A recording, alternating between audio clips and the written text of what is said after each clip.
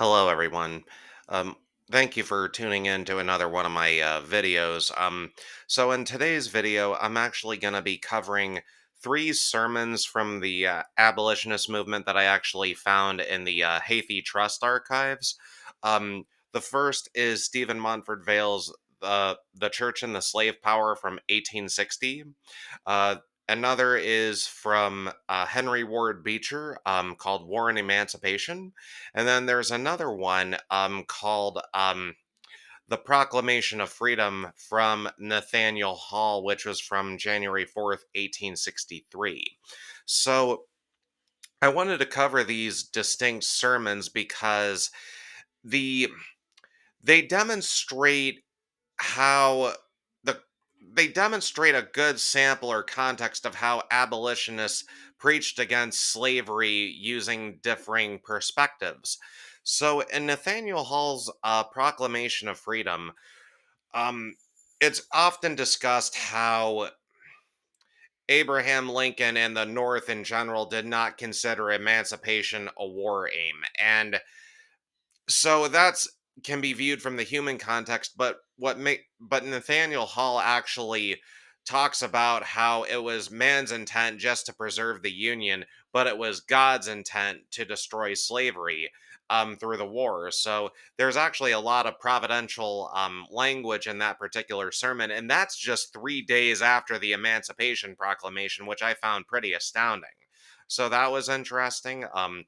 Stephen Montfort Vale's The Church and the Slave Power, this is before a year before war breaks out, but the slavery debate was really at probably at among its highest points at this time in January 1860 or so. And so in this sermon, Vale actually uses interprets the Bible literally and provides a good summary with key distinct points how scripture through a literal interpretation condemns slavery, and he actually even discusses the matter of black equality through the such examples as the golden rule and how we're all made in the image of God. That was a breath of fresh air when I came across that sermon, so that was an amazing read, just coming across something that um arguably progressive, if you will. But the last one I wanted to focus on was actually from Beecher. So I wanted to read to you a brief quote from his sermon, War and Emancipation. He writes, "It is a matter of thanksgiving that this even promises to solve these difficult problems which have baffled the wisdom of our wisest counselors. There stands in the Vatican at Rome a marble prophecy of America, a noble and heroic man on either side, a lovely son, but all father and sons grasped in the coils of a many times enfolding serpent, whose tightening hold not their utmost strength can resist, and with agonized face Laocoon looks up as if his anguish said, 'Only the gods can save me. Whose hate have I offended?' So sat America. Around this government and around the clustered states twinned or twined the gigantic serpent of slavery. But here let the emblem stop."